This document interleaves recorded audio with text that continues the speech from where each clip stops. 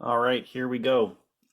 Retro PC here. We got another box to take a look at. So this is another donation that I received from someone who responded to one of my ads. I believe this was on Garage Sale. So nice lady in Curtis who had this old system, wanted to get rid of it. So came and pick up. As you can see, it is a Dell. This is, we'll swivel it around here and you can see, and again, pardon me for the shaking here. I don't have a proper tripod set up yet, but we'll come around and take a look. This is a Dell Dimension 5100. Let me just adjust here and you can see there's the Dell Dimension 5100 logo there. So this box is older machine, Windows XP era, which is, there's a lot of systems that really come out of this era. Take a quick look at the back here. Power supply, some OEM Dell specific system board, and then you can see the video card that's in here. So this box is a, as I mentioned, it's an XP era machine. We'll take a look at what's got on here, and then just on the top here you can see that the way that this releases actually is this mechanism here. You pull this out and it actually releases some hinges along the top door panel here, which is great for serviceability. Now, if I remember correctly, Dell Dimension wasn't specifically like office machines. I think these were home as well. I'm probably wrong, but so from a design standpoint, to have this toolless design available for a home PC is pretty cool. And the reason I say it's got home PC is I think this originally came with XP Home Edition, which I wouldn't think that you'd be including in a business machine. Here is taking a look at the inside. And obviously I've made a couple of changes to this system already. Mostly based on just components getting upgraded. So the first thing I did was, this is the video card that comes with them. This is the second 5100 that I've actually retroed. And both of them came with this 128 megabyte OEM video card. I can be honest with you, I think it's an ATI Radeon something, but obviously very low end. For the time, 128 meg of video memory was probably more than enough for any business application requirements. In fact, it's probably okay today to drive a simple system setup. However, I pulled it out anyway, get that in the pile of old parts that maybe we'll use for, if I'm building a system that won't take Windows 10, so it has to be an XP, like a retro machine, which again, those wouldn't get donated. I'd probably try to sell those aftermarket. That type of card might work, but we'll get down that road when we come to it. I generally haven't started building any of those systems yet because I'm focused more on machines that I can donate. So we changed it out, and this is an NVIDIA GT 9500 with 1 gig of video memory. It's DDR2 SD-RAM memory. It's the same, it's DDR2 SD-RAM memory that's on the system board as well. So, I mean, you're not getting any performance, but at least having that 1 gig is fine in there. So this card came from a donation as well, and it wasn't working when I picked it up. Main thing was the fan was completely junked. So I took this whole thing apart, cleaned it, repasted it, cleaned the fan, re-oiled the inside of the fan, and now it runs tickety-boo, I believe maybe the word I use. We also repasted the processor on the system itself.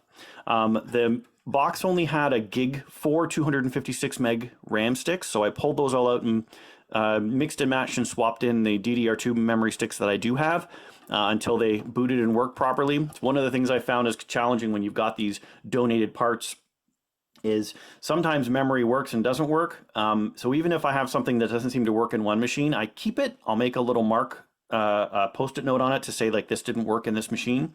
And then if it works in another machine, it may have just been a compatibility issue. But I got 4 1 gig sticks that all work together. So we got 4 gig of RAM installed in the system.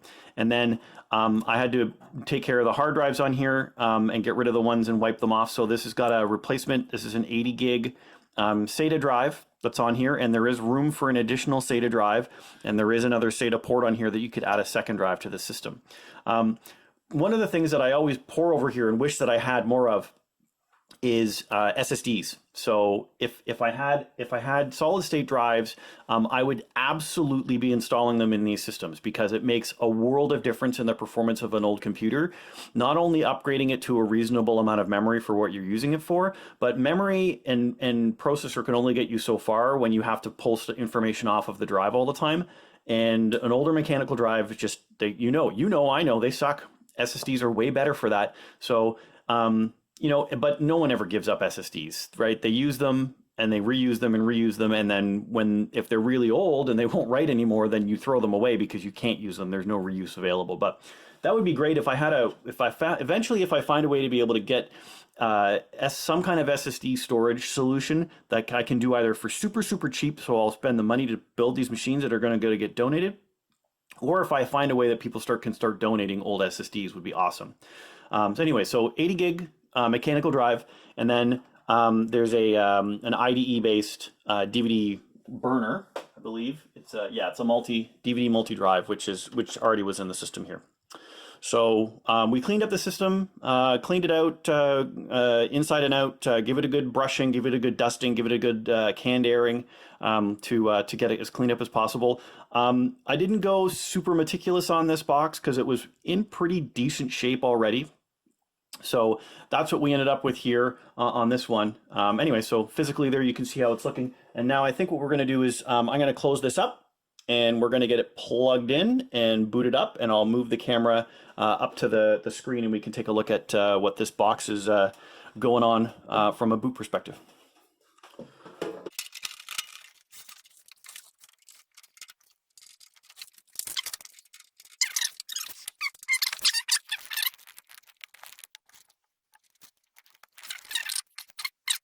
The hinkiness of my setup again. Sorry about that. Hopefully this isn't. We're going to hit the power button and boot up here. So we can see there GeForce 9500, Dell 5100 series. I updated the BIOS on this one to Vision 803, so it is that was the most current version, I think was as of 2016. And as you can see, Windows 10 is installing here. So this machine did have Windows 7 32-bit home installed on it, so the person had upgraded. They'd upgraded the system already. So what I did was get that all up and running. I tried running and I had this happen on a couple previous machines too. I tried running the Windows 10 upgrade. So if you download the Windows Media Tool and go to upgrade, you can do an in-place upgrade for the system. And that usually works pretty well because it'll translate the old Windows 7 keys into a digital license for this system. And that didn't work. It just kept hanging up no matter how I tried to do it. So what I ended up having to do, which is what I've done with a previous system, is it's rather time consuming, is I get the keys, pull the keys off of the system with Project Key. I wipe the system, reload it with the original version of Windows that it was installed with, so that was Windows 7 Home 32-bit, and boot it up, get those keys in, make sure it's activated so it's a fresh install with nothing else on it, and then I run the Windows 10 in-place upgrade and get that up and running, and then once that's done, I wipe it again and do a full Windows image, and now that it's got that digital license from the upgrade, everything works properly. So that's where we're sitting at now with this system, that it's got the Windows 10 on it. So a couple of things to note. Let's run hardware info, and you can see the time that it takes to get some things up and running here.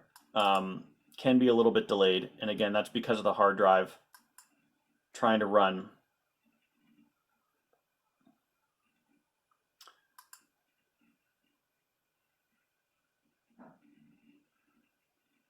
And hopefully this isn't too blurry.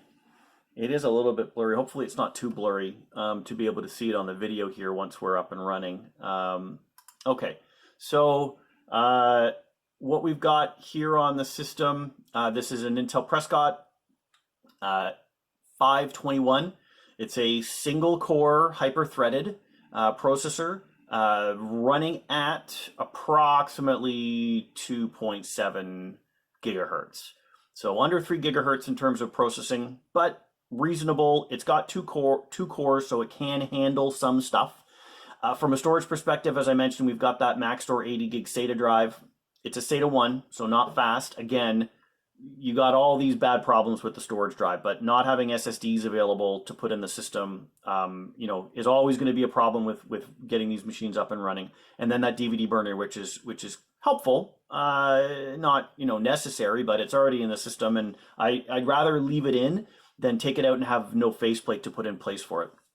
And then we've got this PNY GeForce 9500 GT with that gig of DDR2 memory. And then we've got the 4 gig worth of mix and match. We've got a Samsung, a Spectec, an SK Hynix, and a Crucial. 4 different 1 gig memory sticks, but they're all working together to give that full 4 gig of memory. Now, it is important to note, while I have 4 gig of RAM installed on this system, only 3.25 meg of that memory is actually usable within this box because it's running the 32-bit version of Windows 10. Now, I did try installing the 64-bit version of Windows 10 on this system, both from a DVD and from the standard using a USB key created using the media creation tool. Neither of those would actually run through to start. In fact, even I had a Hiram's boot CD on a USB key, and it wouldn't even up and running. It wouldn't even go up and running, which I believe it's a 64-bit install as well. So I think that in spite of the fact of this system having, I believe, all of the features on the Prescott processor to be able to run 64-bit Windows 10, it doesn't actually have the ability to do that. So we had to go with Windows 10 32-bit instead. I can't take full advantage of that 4 gig of memory. However, that doesn't seem to have been a problem from mainly when I'm using the system going back and forth. From a performance perspective, I haven't on memory gone up, even hit 2 gig worth of RAM usable. Now that I haven't gone heavy on the system using a lot of productivity stuff yet, but running a couple Google windows, Chrome windows, I've been okay so far. Processor has really been the bottleneck for this system, and then disk when there's anything else performance related going on.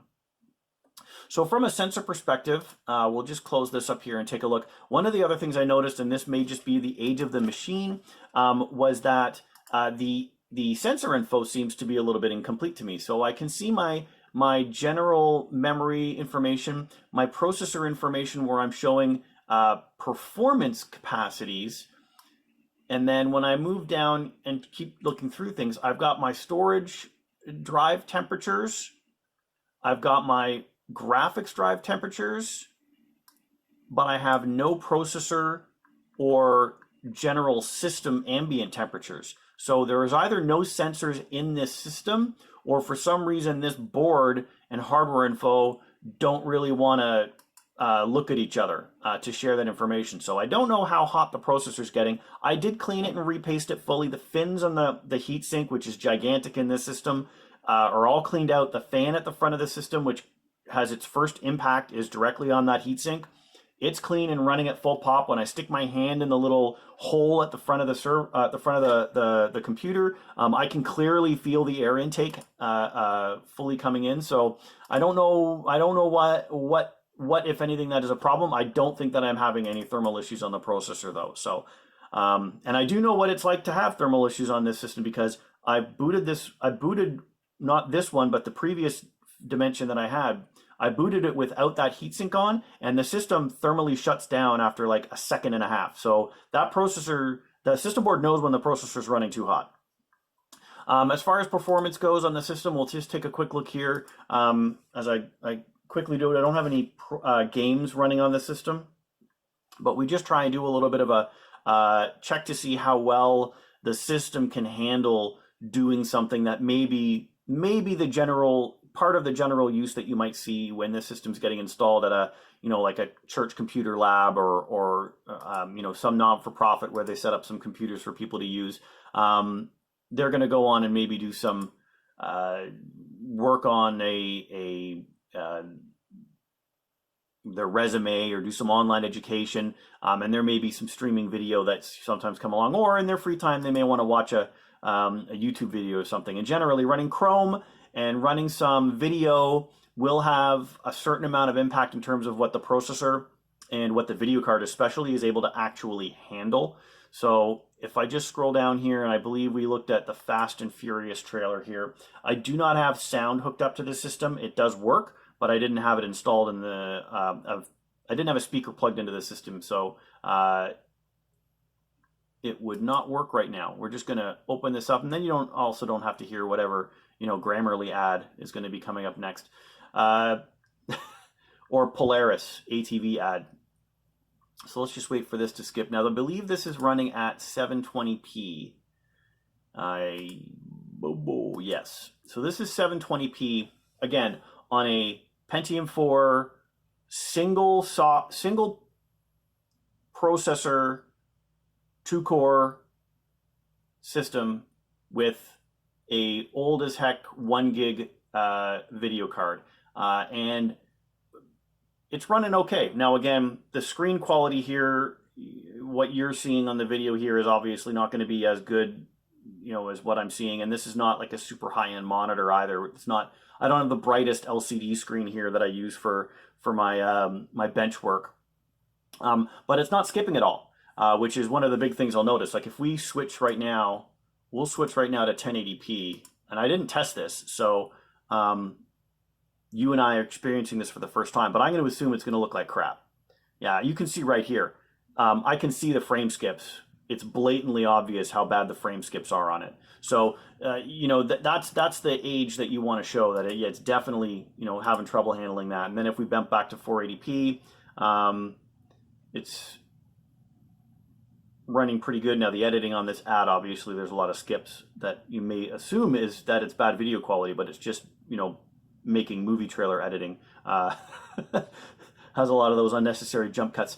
So this seems to be working pretty good. I'm happy with the results. Another system that we've got up and running. So this box is going to be ready to go. We'll get it packaged up, and I've got a couple new places actually that I've gotten in contact with where they're looking at setting up small computer lab areas for people. Either it's a children's environment where they want to get kids used to using computers and get them online, or there's some places where it is a lower income area and there's people who are down on their luck, right? They don't have a computer in their home.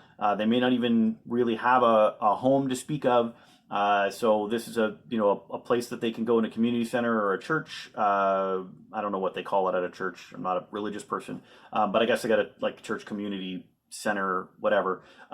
They can sit down and they can get online and they can maybe work on their resume skills, or like I've said before, get on your local library, and a lot of your local libraries have connections with online education that you can go and do some stuff on lynda.com and learn a new skill without having to go and pay to go to school for it, and that can jumpstart your opportunity to your next career or your next job or whatever it's going to be. So anyways, there's another box ready to go. Hope you enjoyed the video here. We'll just come back out here, and we're going to be back and checking out another one in just a little bit. As always, thanks again for your time with me. Hope you have a great one, and we'll see you next time.